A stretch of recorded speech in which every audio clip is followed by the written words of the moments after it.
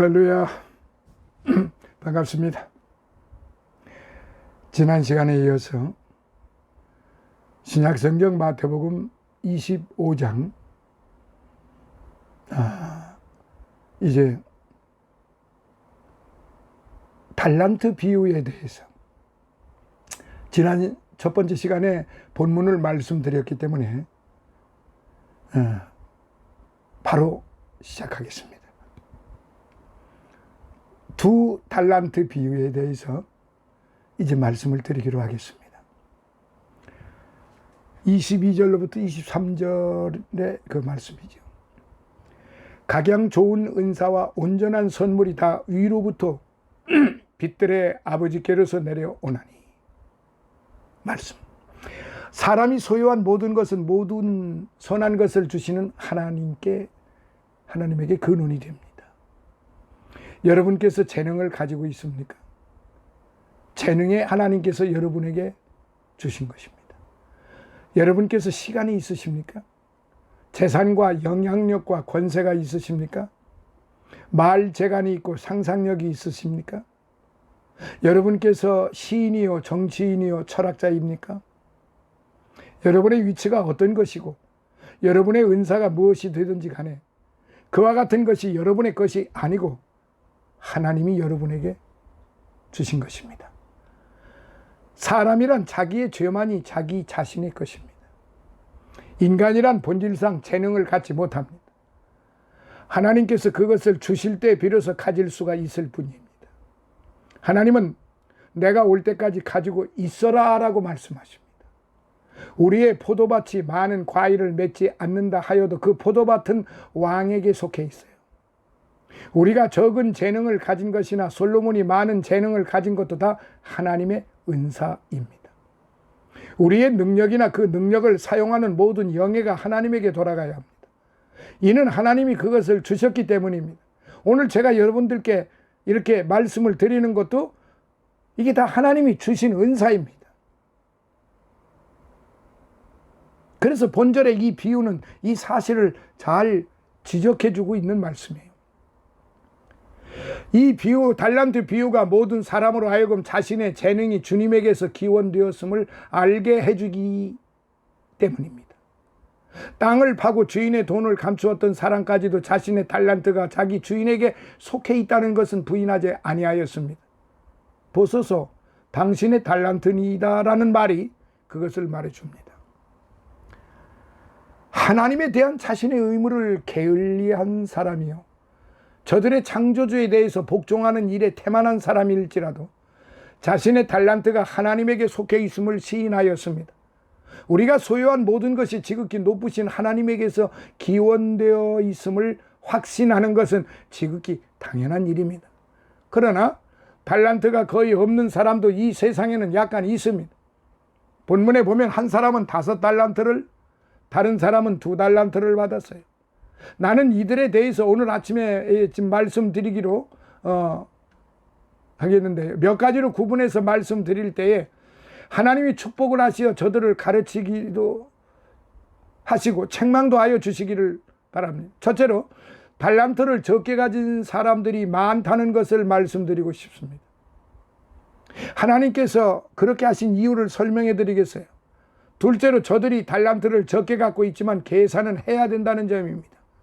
셋째로 작은 달란트이나 올바르게 사용할 때 우리 자신의 양심이나 우리 주님의 판단에 의해서 부끄러움이 없다는 내용입니다. 자, 그러면은 몇 가지로 말씀을 좀 드릴게요. 첫째, 하나님께서는 일부 사람에게 약간의 달란트를 주셨어요. 오늘 저와 여러분들께서는 하나님께서 전혀 차별이 없이 우리를 만드신 것으로 이야기할 때가 종종 있습니다. 사람이 근면하고 노력을 할 때 그것이 성공은 갖게 한다는 내용입니다. 따라서 모든 사람이 다 성공할 수 있다는 생각을 갖도록 만들어줍니다. 믿음이 독실하고 열심히 있는 성도에 대해서 듣습니다. 그러나 세상에서는 그렇게 성공을 거두지 못합니다. 그래서 사람들은 그가 게으르고 나태하다고 비난을 가합니다. 이유가 어디에 있든지 간에 적은 달란트를 가지고 있는 것만은 의심의 여지가 없습니다. 어떤 사람은 크게 성공을 하는데 다른 사람은 그렇지가 못하다 이 말이죠. 이러한 사실은 사람이란 출생시에 차이가 있다는 것을 알게 하여 줍니다. 모든 아이들이 똑같은 재능을 갖고 태어나진 않습니다. 모든 사람이 다 같이 학문을 배우거나 가르칠 재능을 타고나는 것은 아닙니다. 하나님께서는 현저하고도 놀라울이 많지 각 사람마다 차이를 두십니다. 밀턴은 한 권의 소설책도 있지 않고 죽은 사람의 차이가 교육을 받지 못한 데 있다고는 생각할 수 없는 일입니다. 본래 차이가 있었다는 것은 의심의 여지가 없는 일이고, 교육이 모든 사람에게 배울 수 있는 기회를 준다 하여도 선천적인 재능을 바꿀 수는 없는 일입니다. 하나님께서는 중요하고도 현저한 차이로 우리를 만드셨습니다. 다른 사람과의 관계에서 이 사실을 염두에 두어야 하고, 그렇게 함으로써 하나님이 착하고 충성된 종아 네가 작은 일에 충성하였도다는 칭찬을 훗날에 듣게 됩니다. 그런데 어찌해서 하나님은 모든 사람들에게 같은 달란트를 주시지 아니하셨을까요? 첫 번째 답변은 그것이 하나님의 주권성에 의하여 되어졌다는 것입니다. 그리고 두 번째는 하나님의 사랑에 의해서 그러한 일이 결정되어졌다는 것입니다. 하나님께서는 자신의 그 주관성을 나타내시는 일에 적극적이십니다. 즉 주체성이죠. 주 하나님은 사람으로 하여금 자신이 기대하신 대로 무엇이든지 행할 수 있다는 권리를 알게 하여 주십니다. 따라서 어떤 사람에게는 구원을 베풀기도 하시고 다른 사람에게는 그렇지 않으십니다. 하나님께서 불의로 정죄받은 사람에게 할 수 있는 유일한 답변이란 이 사람아 네가 뉘기에 감히 하나님을 질문하느뇨. 지음을 받은 물건이지 온 자에게 어찌 나를 이같이 만들었느냐 말하겠느냐라는 것뿐입니다. 벌레가 자신을 천사같이 하나님이 만들지 않았다 해서 불만을 할 수 없고, 물고기가 새와 같이 창공을 나르는 날개가 없다고 해서 불만은 할 수 없는 일입니다.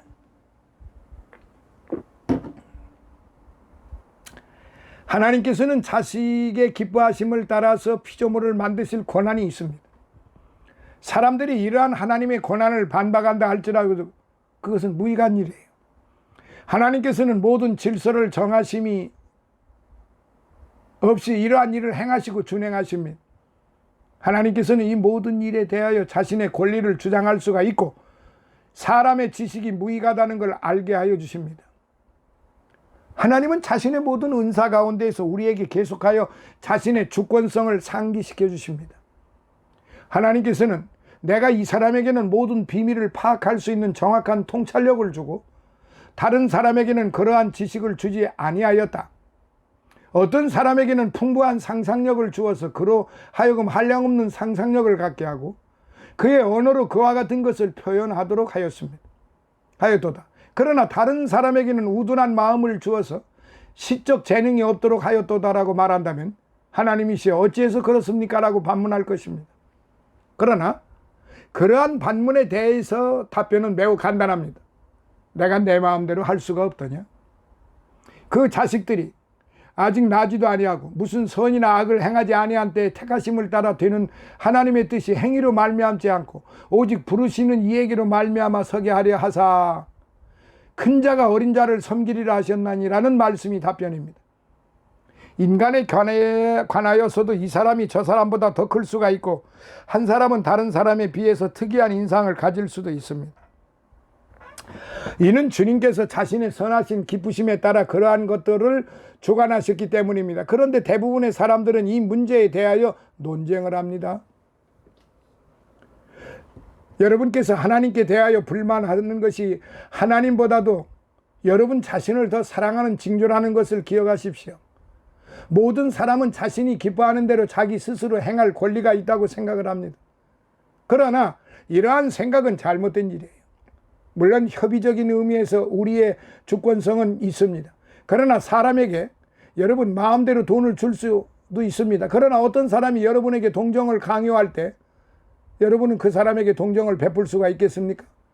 그와 같은 일을 억지로 할 수는 없는 일입니다. 그렇게 함으로써 여러분의 관대성이 드러날 리도 없습니다. 다른 복음서에서는 흥미있는 비유가 등장합니다. 사람이 힘을 들여서 일을 하였어요. 그런데 그들이 일한 시간이 제각기 달랐어요. 그 중에 일부는 12시에, 다른 사람은 6시에, 또 다른 사람은 1시에 일을 하였어요. 그렇지만 주인은 모든 사람에게 똑같이 돈을 지불하였어요. 이와 같은 것은 일꾼의 마음에 따라서 되어진 것입니까? 주인의 마음에 따라서 되어진 것입니까? 이건 절대적으로 주인의 마음에 따라서, 주인의 기뻐함에 따라서 되어진 일입니다. 때문에 그 일에 대해서 불만을 할 이유가 없는 것입니다. 이 모든 것은 주인의 주권성 안에서 이루어지기 때문입니다.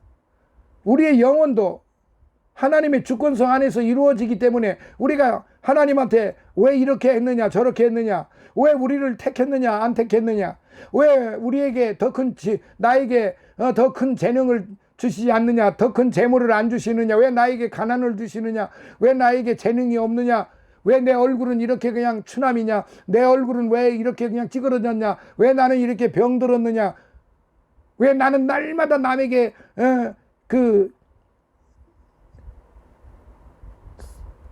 약하게만 살아야 되느냐 등등. 아니 어떻게 나를 만드신 분에게 그렇게 항변을 할 수가 있겠습니까? 이건 오로지 하나님의 창조주의 주권성이기 때문에 창조주의 주권성을 우리가 터치할 수가 없습니다. 어떤 이유를 대더라도 결단코 1.1획도 터치할 수가 없는 겁니다. 다시 말씀드립니다.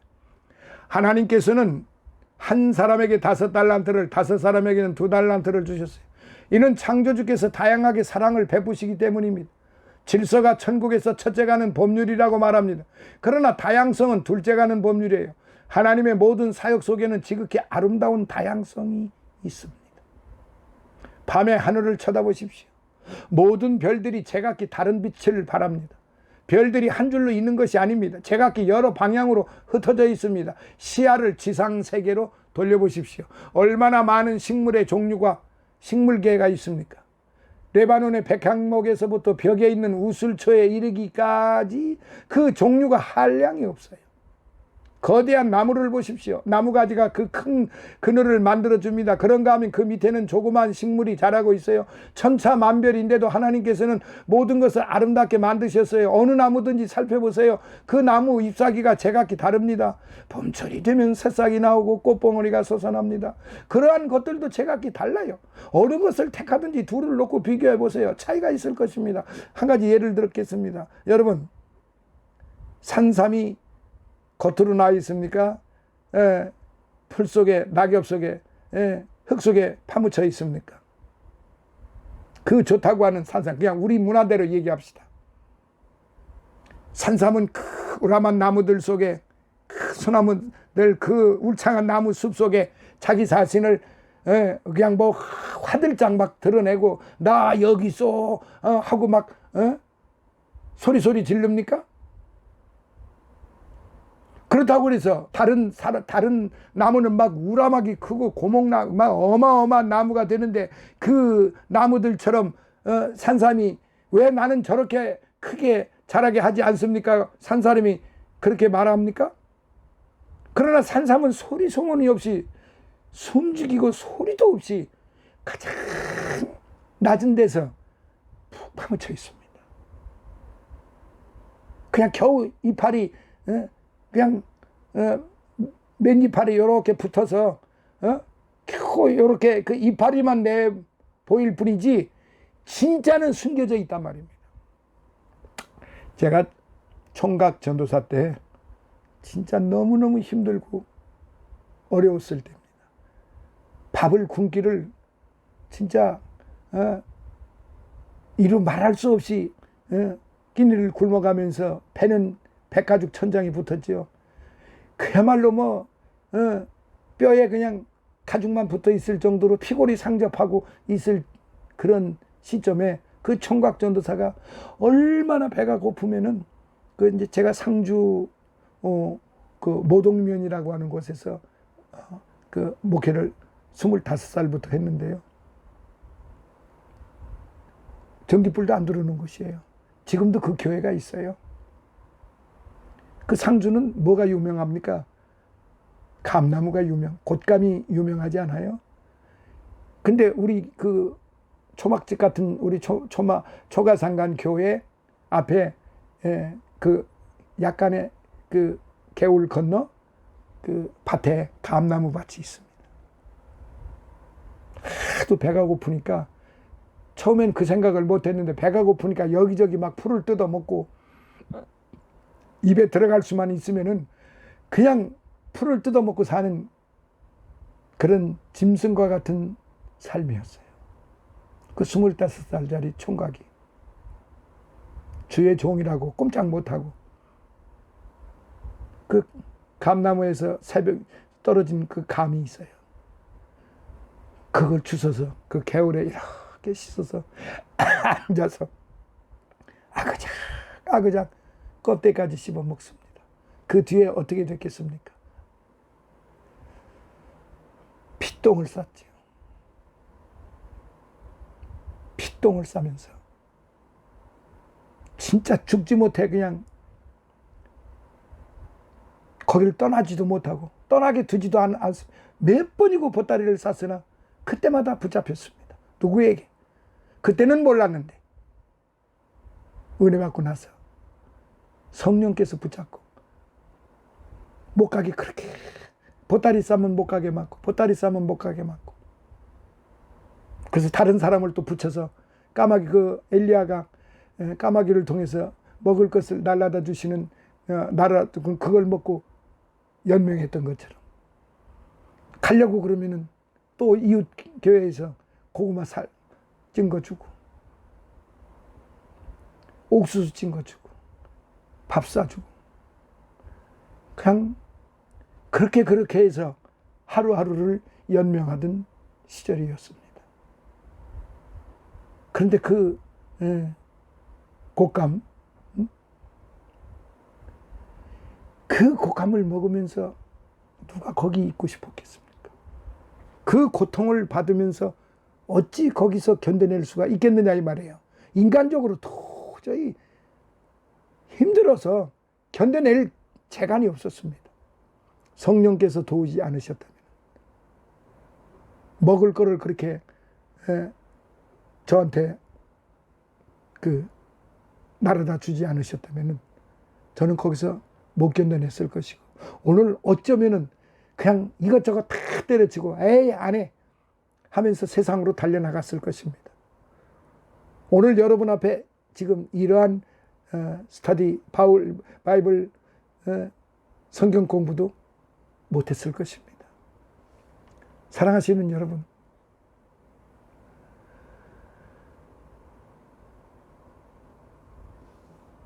정말로 너무너무 힘든 상황 속에서도 우리 성령께서 함께 하심으로 오늘의 여러분과 함께 지금 하고 있는 것입니다.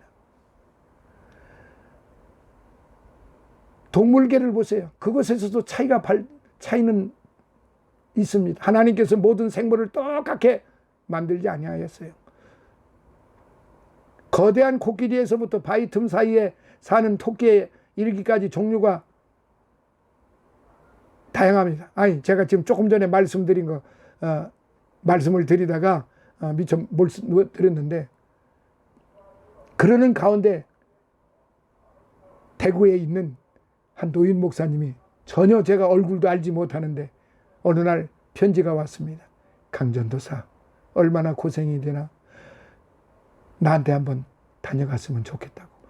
그때 헌금이 한 달에 100원도 안 나오는 시절이었어요. 국수 한 관에 65원 할 때였어요. 헌금이 한 달에 100원도 안 나오는데 그래 국수 한 관을 샀다고 두 관을 뭐 샀다고 합시다. 그거 가지고 한 달 동안을 어떻게 견뎌냅니까? 죽지 않을 만큼 견뎌내는 거죠. 근데 그분은 그 대구에 그냥 진짜 천신만고 끝에 대구에 가서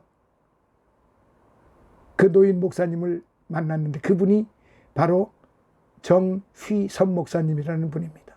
저는 평생 그분의 말씀을 잊을 수가 없고 지금도 제 가슴 속에 딱 박혀 있습니다. 뭐라고 말씀하셨는지 아십니까? 강전도사, 내가 모아서 여기 500원을 모아놨는데 이 500원 강전도사 가지고 가게. 내가 선교 헌금을 하겠네. 그냥 그 목사님이 은퇴하신 목사님이에요.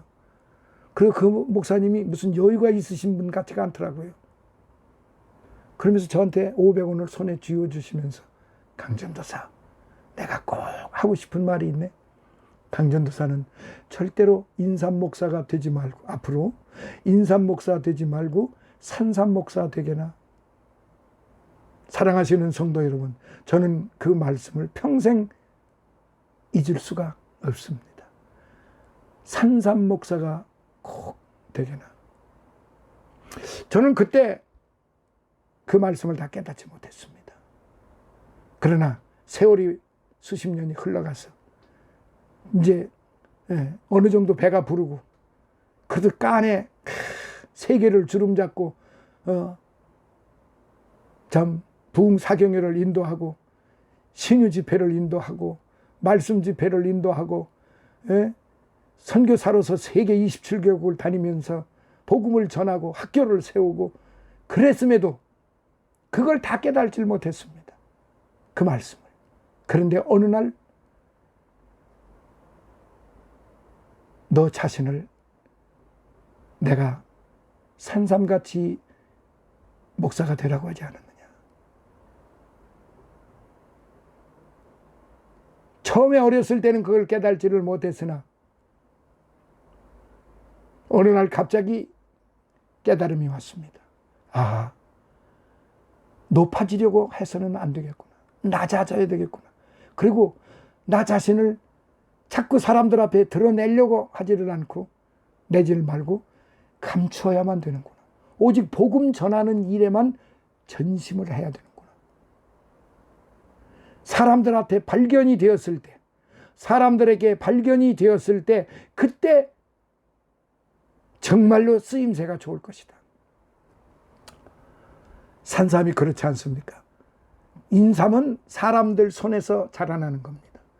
그러나 산삼은 하나님이 지으신 대자연 속에서 하나님의 숨소리를 들으면서 하나님의 그 인도하심 속에서 하나님의 그 지으심 속에서 하나님의 영향력에 의해서 자라나는 겁니다.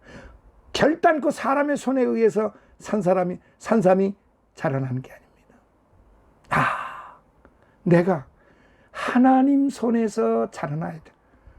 우리 예수님과 함께하고 성령님과 함께 하는 가운데 있어 성장을 해나가야 되고 그렇게 사역을 해야 되는구나.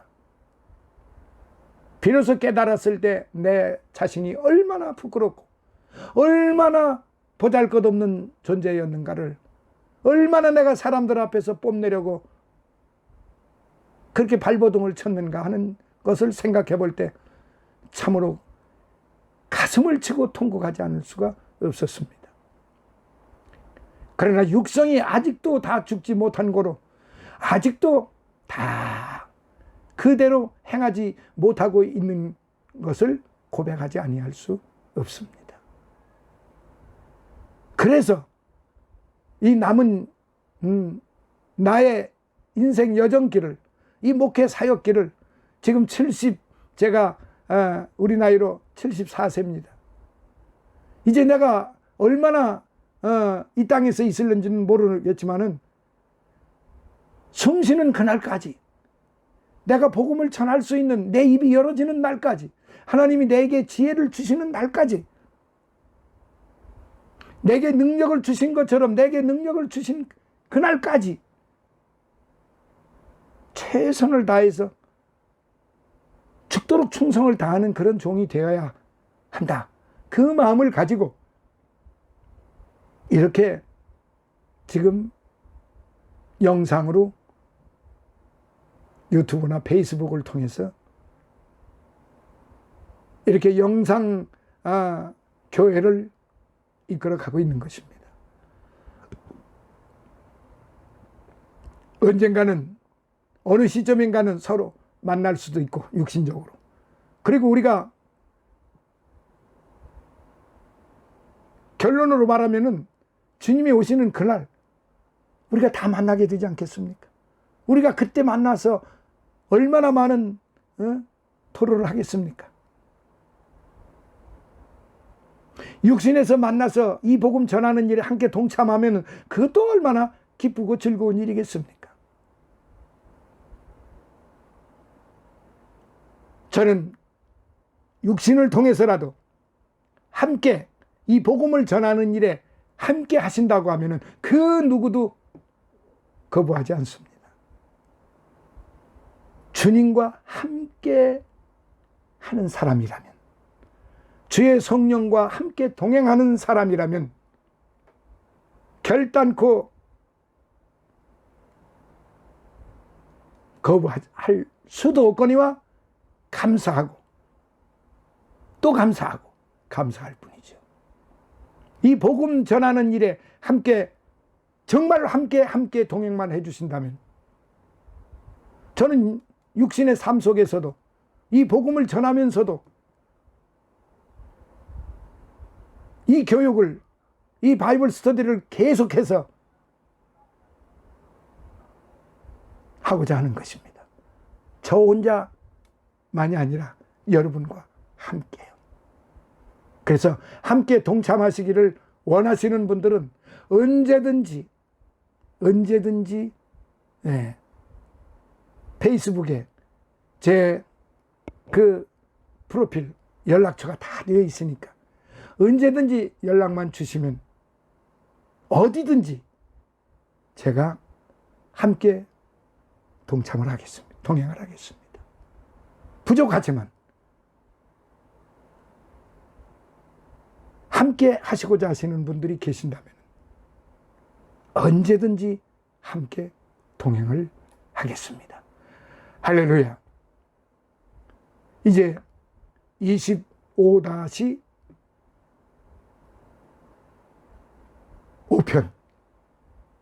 25-5편을 여기서 마무리하고요. 다음 6편에서 만나기로 하겠습니다. 감사합니다. 할렐루야.